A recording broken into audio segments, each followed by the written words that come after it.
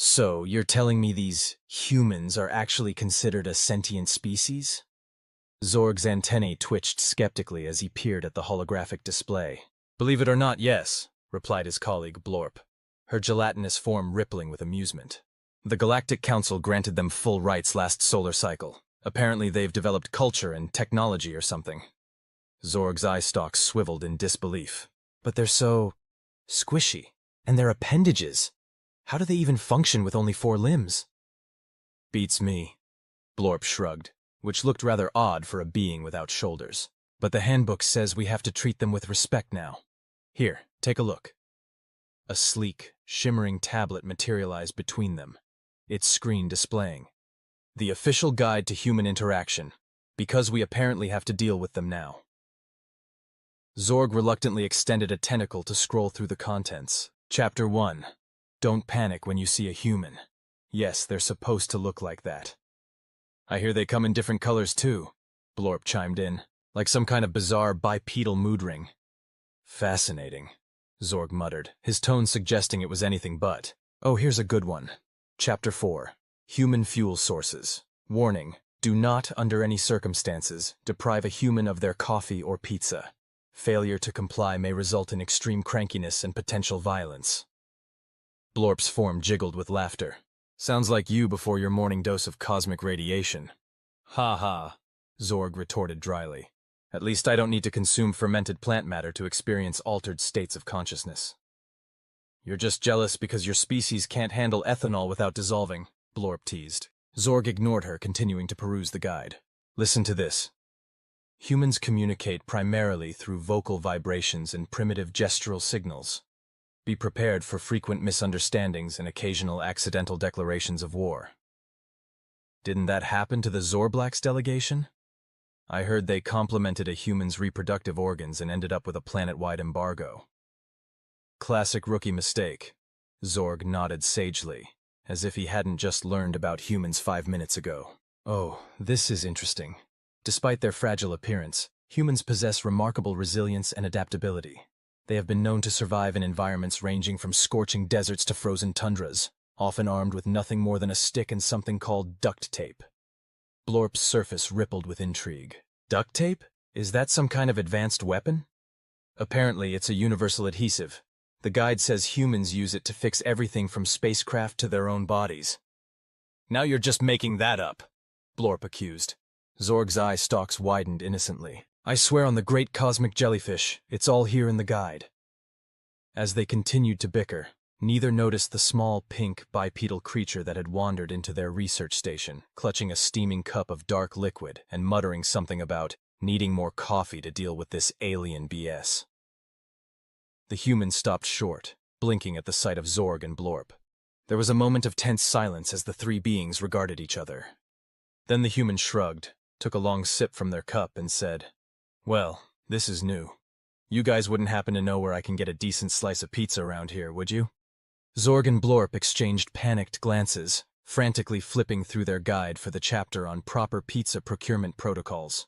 It was going to be a long day in intergalactic relations. The human, still clutching their coffee mug like a lifeline, raised an eyebrow at the flustered aliens. Guys? You okay there? You look like you've seen well, I guess a human, huh? Zorg's tentacles were a blur as he frantically flipped through the guide. Blorp, he hissed. What's the protocol for unexpected human encounters? Blorp, meanwhile, had morphed into what she hoped was a non-threatening shape. Unfortunately, she'd settled on something resembling a giant, quivering mushroom. Greetings, human, she burbled cheerfully. We come in, peace? Is that right? Do we come in peace, Zorg? The human's lips twitched. Well, I should hope so. I'd hate to spill my coffee defending Earth before my first caffeine hit of the day. Zorg, having finally found the right page, cleared his throat, or whatever passed for one in his species. Ahem, human, we welcome you to our humble research station. How may we assist you in your quest for pizza? The human glanced around the sleek, futuristic lab, then back at the 2 aliens. Right, research station, got it. Look, I'm gonna level with you two. Last night I was at this killer party down in Alpha Centauri. Had a few too many pan-galactic gargle blasters, and I think I might have hitched a ride on the wrong ship. Any chance you could point me towards the nearest spaceport? Or failing that, a greasy spoon diner? Blorp and Zorg exchanged bewildered looks. The guide hadn't covered this scenario. Certainly human, Zorg began before catching himself. I mean, yes, we can assist, but first, may I inquire about your pan-galactic gargle blasters? Are they some form of advanced weaponry? The human snorted into their coffee. Oh, buddy, they're weapons all right. Weapons of mass inebriation. Remind me to introduce you sometime. Could be fun to see how they affect whatever you guys are. Blorp, still in mushroom form, wobbled excitedly. Oh, I know this one. We're xenobiologists, currently studying the fascinating intricacies of human physiology and culture. The human's eyes narrowed. Studying humans, huh? And how's that going for you? Zorg, sensing danger, quickly interjected. It's been most illuminating. Did you know your species uses duct tape for everything from minor repairs to major medical procedures? Truly ingenious. Uh-huh, the human nodded, a mischievous glint in their eye. And did you know that humans have a gland that, when activated, allows us to shoot laser beams from our eyes? Blorp gasped, her mushroom cap inflating with excitement. Really? That's amazing. Zorg, are you getting this down? Zorg, however, was squinting suspiciously at the human. Now wait just a nanocycle. I don't recall seeing anything about laser eyes in the guide. The human shrugged innocently. Well, it's not like we advertise it. Gotta keep some secrets from the galactic community, you know? So, about that ride to the spaceport. Oh no! Blorp exclaimed. We can't let you operate our equipment. It's far too advanced for... Before she could finish, the human had already tapped a series of buttons. A moment later, a shimmering portal opened up in the middle of the lab. Would you look at that? The human grinned. Guess your UI designers and ours think alike. Thanks for the chat, folks. It's been... educational. With a jaunty salute and a final swig of coffee, the human stepped through the portal, leaving behind two flabbergasted aliens. Zorg turned to Blorp, eyestalks drooping in defeat. We're going to have to rewrite this entire guide, aren't we? Blorp, finally shifting back to her natural gelatinous form, sighed. Yep, and maybe add a chapter on installing better security systems. As the portal winked out of existence, they could have sworn they heard a distant human voice call out, "Don't forget the part about our shape-shifting abilities." Zorg and Blorp looked at each other in panic. They can't really do that. Can they? As Zorg and Blorp stood in stunned silence, alarms suddenly blared throughout the research station. Red lights flashed, and a robotic voice announced, "Warning, unauthorized portal activation detected. Possible human contamination. Initiating decontamination protocols." Oh, great cosmic jellyfish, Zorg groaned, his tentacles drooping. Now we've done it.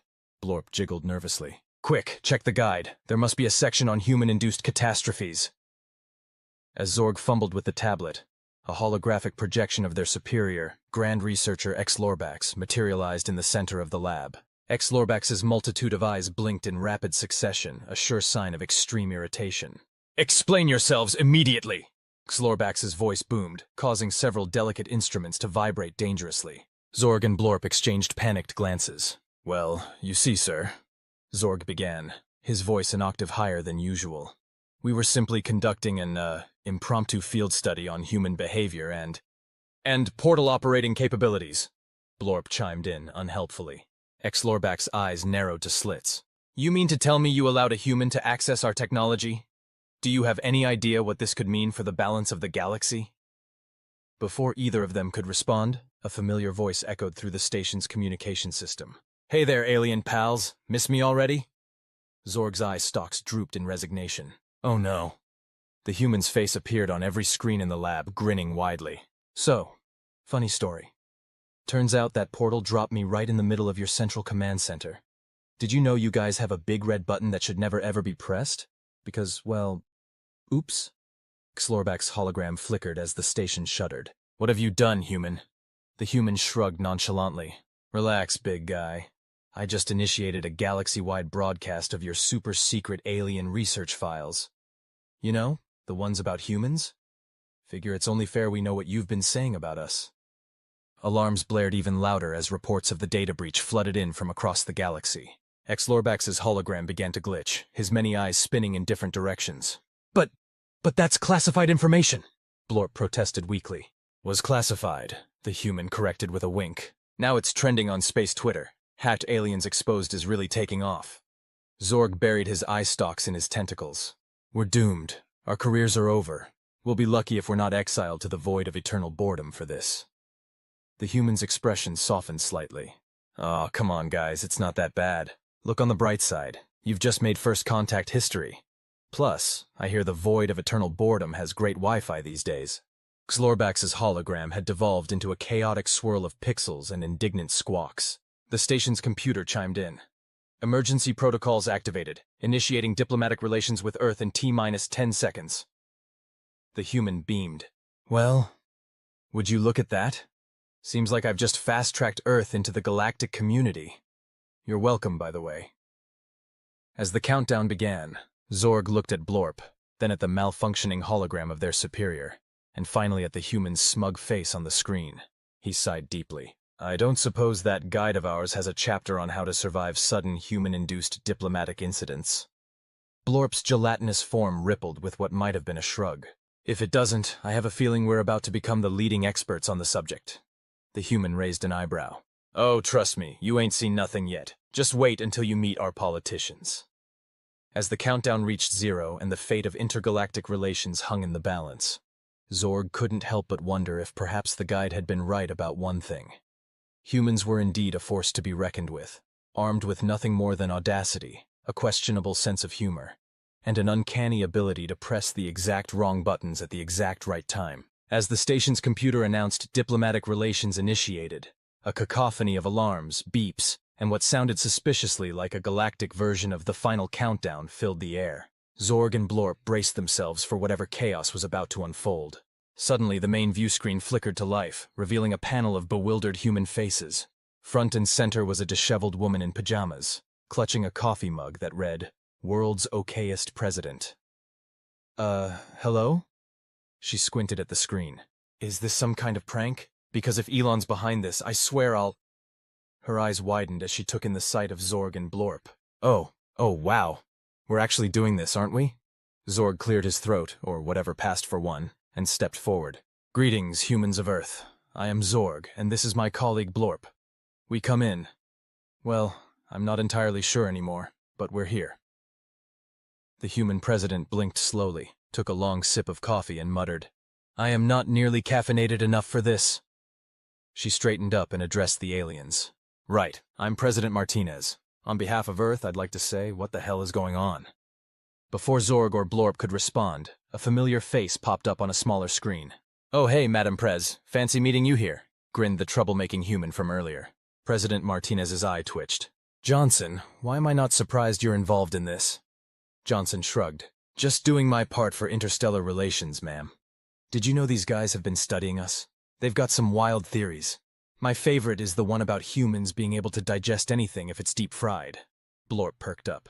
Oh, is that not true? We have an entire chapter dedicated to the miraculous properties of your state fairs and their culinary innovations. The president pinched the bridge of her nose. You know what? Sure. Why not? Humans can eat anything deep-fried. Put that in your space encyclopedia. Zorg, desperately trying to salvage the situation, interjected. Esteemed human leader, we apologize for any confusion. This is not how first contact was supposed to go. We have protocols, guidelines, a whole handbook on... A handbook? President Martinez interrupted, suddenly interested. On humans? Written by aliens? A sly smile spread across her face. You wouldn't happen to have a copy I could borrow, would you? For diplomatic purposes, of course. Blorp enthusiastically jiggled. Oh yes, we'd be happy to share our research. It's already trending on space Twitter anyway, thanks to your enterprising explorer here. Johnson gave a mock salute. Just doing my civic duty, ma'am. The president's advisors erupted into a flurry of whispered arguments and frantic note-taking. Meanwhile, on other screens, news of the alien contact was spreading globally. Hashtags like #HatAliensAreReal, #DeepFried Diplomacy, and #Space Twitter Is a Thing were exploding across social media platforms. Zorg looked at the chaos unfolding around him and made a decision. He turned to the president. Your Excellency, perhaps we could start over. We seem to have gotten off on the wrong appendage here. President Martinez nodded, a glimmer of amusement in her eyes. I'd like that, Zorg. How about we begin with you telling us about your world? And maybe explain why your friend there looks like a lava lamp having an existential crisis. Blorp, who had indeed morphed into a shape resembling a distressed lava lamp, burbled indignantly. as Zorg launched into a description of their home planet, complete with holographic displays that made the human scientists gasp in awe. Johnson's voice piped up one more time. Hey, alien buddies. Next time you update that handbook of yours, make sure to add a chapter on human adaptability, and maybe one on our knack for turning galactic incidents into primetime entertainment. I've got a feeling we're going to need it. President Martinez couldn't help but chuckle. As she listened to Zorg's explanation and watched Blorp's ever-changing form, she realized that the universe had just gotten a whole lot bigger, weirder, and infinitely more interesting. As the impromptu diplomatic meeting continued, Earth's social media platforms were exploding with alien fever.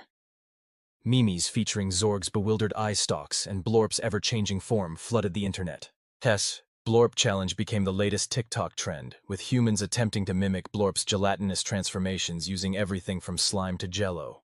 Meanwhile, in the research station, Zlorbax had finally managed to stabilize his holographic form, though he still occasionally glitched, causing his many eyes to spin like a deranged slot machine. "This is unprecedented," Zlorbax sputtered, his voice oscillating between octaves. "Zorg, Blorp, you've single-handedly upended millennia of careful covert observation." President Martinez, who had been listening with growing amusement, chimed in. "Covert observation, huh? So, Area 51? Zlorbax's hologram froze for a moment before reluctantly admitting, "A clever misdirection. The real base is actually in Winnipeg." "Called it!" shouted a voice off-screen, followed by the distinct sound of money changing hands. Johnson, still connected from the Central Command Center, couldn't contain his laughter. "Oh man, you guys are going to love conspiracy theorists. They're going to have a field day with this." Zorg, desperately trying to maintain some semblance of protocol, cleared his throat. "Perhaps we should discuss more pressing matters, like the implications of this sudden cultural exchange." "Cultural exchange?" President Martinez's eyes lit up. "Now that's an idea. How about we arrange a little intergalactic field trip?" Blorp, who had been experimenting with human-inspired shapes and currently resembled a wobbly Eiffel Tower, bubbled excitedly. "Oh yes, we've always wanted to study humans up close. Your malls and all-you-can-eat buffets sound fascinating." Zlorbax's many eyes widened in horror. "Absolutely not. We can't risk further contamination of—" "Too late!" Johnson interrupted cheerfully. "I've already set up an intergalactic exchange program. First stop, spring break in Miami." The collective gasp from the alien contingent was almost comical. Zorg's tentacles tied themselves in knots, Blorp melted into a puddle of nervous goo, and Zlorbax's hologram fritzed so badly he temporarily transformed into what looked like a blue-screened Windows 95. President Martinez, barely containing her grin, nodded sagely. "An excellent idea, Johnson. Nothing says welcome to Earth like neon drinks and questionable decision-making." As the aliens sputtered in protest, humans around the world began preparing for their new intergalactic guests. Hotels hurriedly added anti-gravity suites to their amenities lists. Bars started crafting cocktails with names like the Blorp Slurp and Zorg's Tentacle Tangle, and Miami Beach issued a hasty ordinance permitting shape-shifting on public beaches. Meanwhile, the internet had moved on to debating the important questions. Could Blorp win a dance-off against a professional breakdancer? Would Zorg's tentacles give him an unfair advantage in beach volleyball? And most crucially, how would spring breakers explain their alien vacation photos to their parents? As the plans for the Galactic Exchange program spiraled gloriously out of control, Zorg turned to Blorp, his eye stalks drooping in resignation. "We're going to need a bigger handbook, aren't we?" Blorp, who had reformed into something resembling a neon palm tree, wobbled in agreement. "Forget the handbook. We're going to need a whole library, and maybe some sunscreen." And so, as Earth prepared for its first official alien tourists and the galactic community braced for the chaos that was sure to follow, one thing became abundantly clear. The universe had no idea what it was in for. Humanity, with all its wild unpredictability and penchant for turning any situation into a party, was about to take its first steps onto the cosmic stage.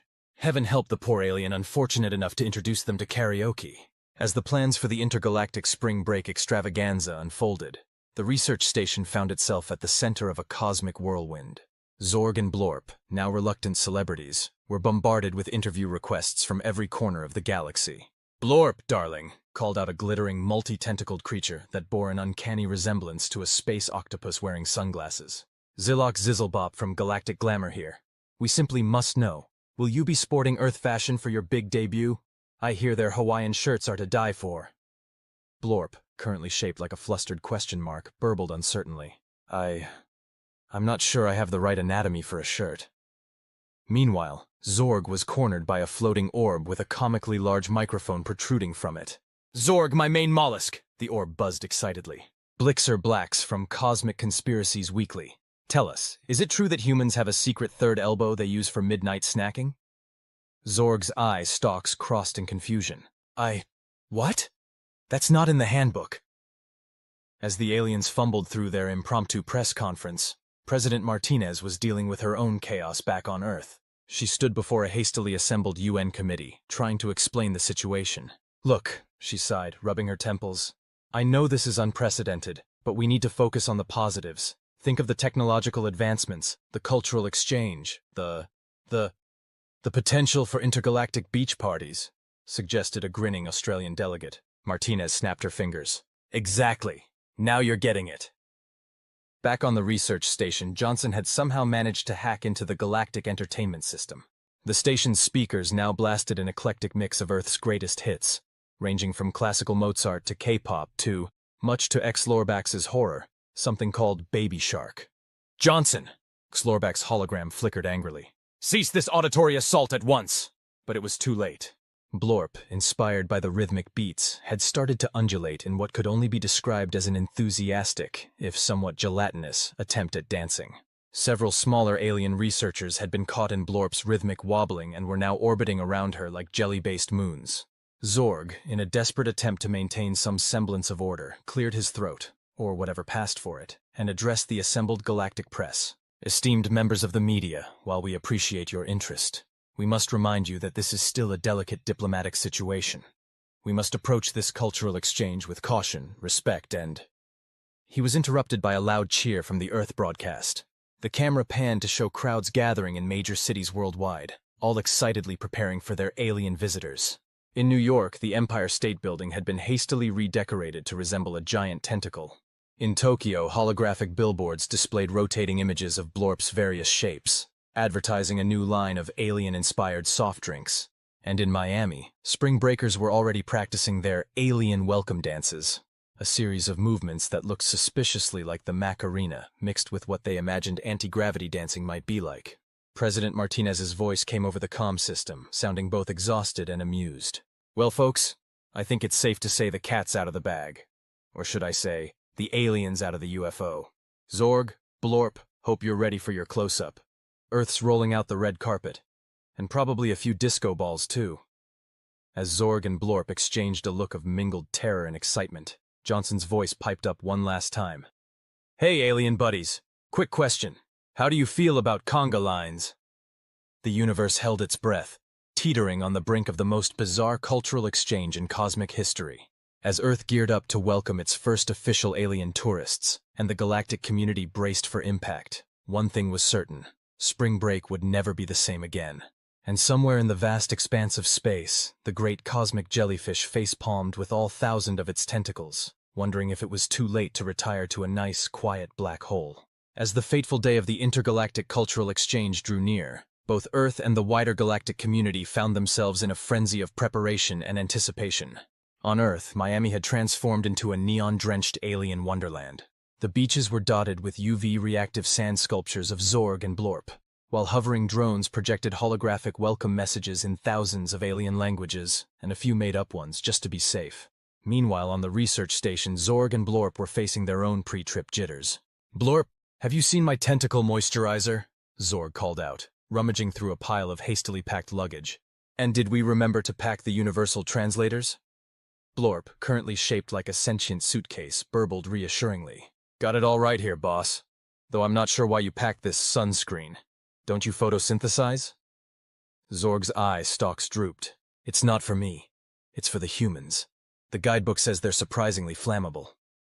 Just then, Xlorbax's hologram flickered into existence, looking even more frazzled than usual. This is a disaster, he wailed, his many eyes spinning like disco balls.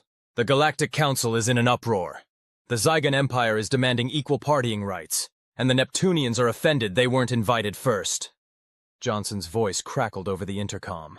Sounds like someone's got a case of FOMO. Don't worry, big guy, there's plenty of party to go around. Before Slorbax could retort, a series of alarms blared throughout the station. The main view screen lit up, showing a massive fleet of spaceships approaching Earth. "Oh no!" Zorg gasped. "Is it an invasion?" The ships drew closer, revealing themselves to be decked out in what could only be described as cosmic party decorations. Neon lights spelled out messages like "Spring Break or Bust" and "Earth or Bust" across their hulls. President Martinez's face appeared on a separate screen, her expression a mix of amusement and resignation. "So, looks like the word got out. Apparently, we're hosting the biggest intergalactic mixer this side of the Andromeda Galaxy." As if on cue, the ships began dispatching smaller shuttles, each filled with aliens of all shapes, sizes, and states of matter, all decked out in their interpretation of Earth party gear. Blorp, who had morphed into an excited exclamation point, jiggled with glee. "This is amazing! Look at all the different species! Oh, is that a Plutonian wearing a coconut bra?" Zorg squinted at the screen. I think that's its face, actually." As the alien armada descended upon Earth, humanity rose to the occasion in true human fashion. Spring break revelers cheered, festival organizers hastily expanded their venues, and Miami's club owners gleefully tripled their prices. Back in the UN, President Martinez addressed the assembled world leaders. "All right, folks, this is not a drill. Operation Spring Break Galaxy is now in effect. Remember the protocol. Be welcoming, keep the peace, and for the love of all that's holy, keep the karaoke machines under lock and key until we're sure our visitors can handle it." As Zorg and Blorp prepared to board their shuttle to Earth, Johnson's voice came through one last time. "Hey guys, quick heads up. I may have accidentally told a few alien influencers that Earth has these things called mosh pits. Just maybe wear some extra padding, okay?" Zorg's tentacles knotted themselves in anxiety as Blorp excitedly morphed into what she imagined a mosh pit might look like. It resembled a spiky jello mold. And so, as Earth braced for impact and the galaxy's party seekers descended en masse, the stage was set for the most chaotic, bizarre, and potentially universe-altering spring break in cosmic history. Somewhere in the VIP section of a hastily constructed zero-gravity nightclub, the great cosmic jellyfish knocked back a pan-galactic gargle blaster and muttered, "Well, if you can't beat 'em, join 'em. Let's get this party started." The universe would never be the same again, and neither would Miami's cleaning services. As the first wave of alien partygoers touched down on Miami Beach, the scene that unfolded was nothing short of cosmic chaos. Zorg and Blorp, designated as the unofficial ambassadors of this intergalactic shindig, found themselves at the epicenter of the madness. "Welcome to Earth!" Zorg shouted over the cacophony of alien languages, Earth music, and what sounded suspiciously like a Jovian attempting to beatbox. "Please remember to respect local customs and— Oh, cosmic jellyfish, is that alien eating a traffic cone?" Blorp, who had excitedly morphed into a beach ball, bounced around gleefully. "I think they believe it's Earth cuisine. Oh, this is fascinating. We should document everything for the updated guidebook." Meanwhile, on the boardwalk, a group of spring breakers were enthusiastically teaching a cluster of bioluminescent aliens how to do the Macarena. The aliens, in turn, were adding their own spin to the dance, literally spinning their detachable limbs in mesmerizing patterns. President Martinez, who had set up an impromptu command center on the beach, complete with a tiki bar for diplomatic purposes, of course, was frantically trying to maintain some semblance of order. "No, Your Tentacled Majesty, you can't annex the hot dog stand as sovereign territory for your empire," she explained patiently to a regal-looking cephalopod.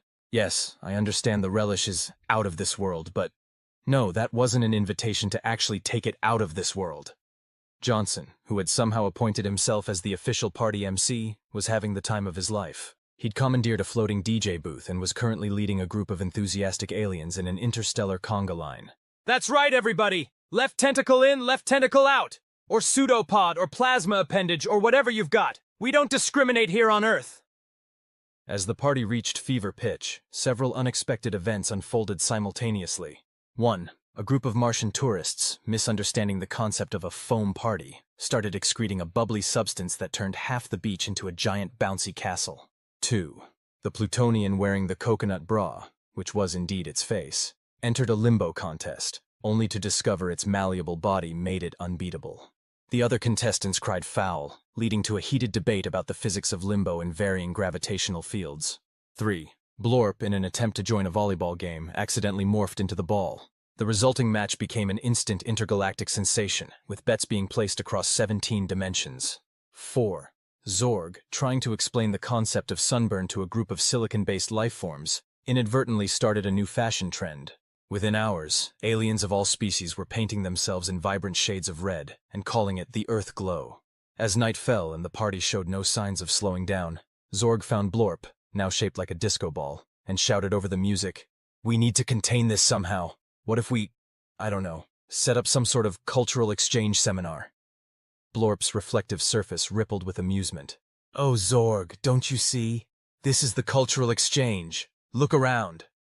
And indeed, as Zorg surveyed the beach, he saw humans and aliens alike laughing, dancing, sharing stories, and even finding creative ways to clink drinks despite vastly different anatomies. It was chaotic, yes, but also beautiful in its own weird, wonderful way. Just then, President Martinez stumbled over, a lei around her neck and a bemused expression on her face. "Well, folks," she chuckled, "I think it's safe to say that Earth's first official intergalactic beach party is a smashing success, though I'm a bit worried about the cleanup bill." As if on cue, a loud cheer erupted from the crowd. They looked over to see Johnson, perched atop a giant sandcastle, holding what appeared to be a glowing contract. "Ladies, gentlemen, and beings of indeterminate gender and/or state of matter," he announced, "I've just negotiated Earth's first intergalactic trade deal. We're exchanging the secret of the spring break spirit for faster-than-light travel technology."